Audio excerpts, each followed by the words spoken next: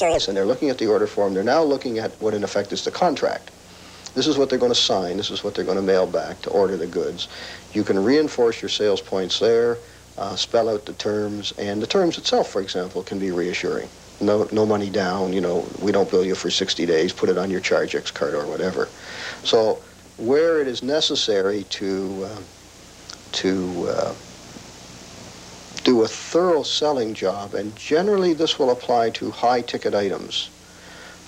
We've recently sold an awful lot of coins for the 1980 Olympics, which just went by. We started selling those coins, Soviet Olympic coins, about 2 years before the Olympics. We put an awful lot of material in the mailing package.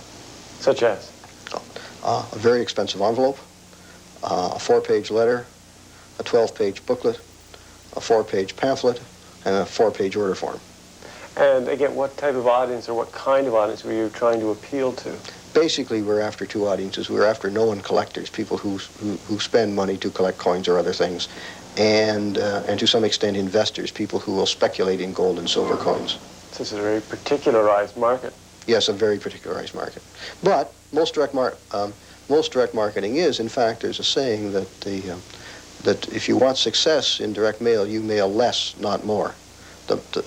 Every time you put a piece in the mail these days costs anywhere from 15 to 25 cents, sometimes even 50 cents, and you want to direct it exactly to your prospects and not just mail it willy-nilly all over the country. The action component of the direct sales letter is crucial. Your request for action must be clear, and you must make it easy for the reader to act. And you should offer an inducement so that he will act now, not tomorrow, but now. George Farr calls this the impulse factor, and goes on to explain the relationship between sales letters and business letters in general. How important is the action component of the direct sales letter? How important is it for the customer to be able to act quickly? I would say it's imperative. Almost without exception, you have to build something in to the offer to stimulate prompt response. An exception would be a firm that manufactures door locks, like we talked about, sending literature to architects. They simply want the architect to have that literature for whenever he needs it. But in most marketers, say for example Sears, they go to great pains to make sure that people understand that when you get that catalog in your house, you have to act on it in the next 30 days or 60 days or 90 days because the items will not be in supply. And in fact, what they do is they put out a new catalog about 3 months later.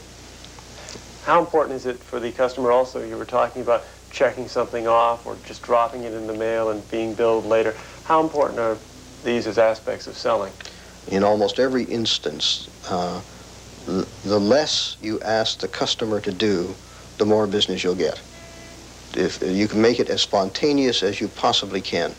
There's an impulse factor in direct marketing. That is consumer direct marketing, not industrial. If you're selling computers or electric typewriters or adding machines or photocopiers to business, then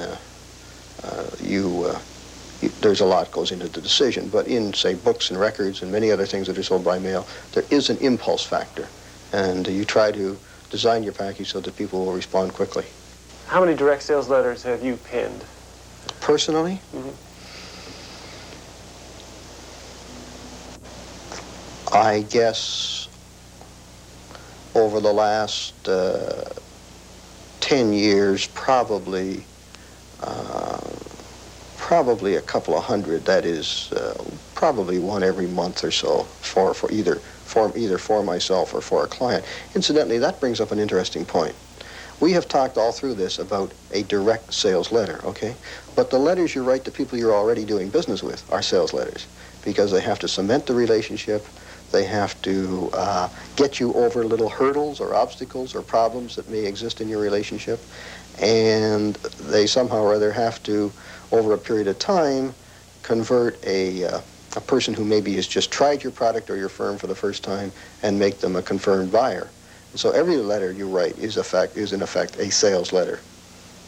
So there's no stopping once you've made a sale. That's right. That's absolutely right. That's absolutely right. In our business, in the agency business, it's very, very important that we have clear understanding and clear communications with our clients. And so every time we write a letter to those clients, in effect, it's a sales letter because it is cementing that relationship and building on the understanding that we have with each other. The writer of the direct sales letter is always trying to guide the reader. The attention, interest, desire, and action sections should all flow into one another, thus creating a coherent and persuasive letter. In the next module, we will see how aspects of attention, interest, desire, action, as well as analysis of audience and product contribute to both oral and telephone sales.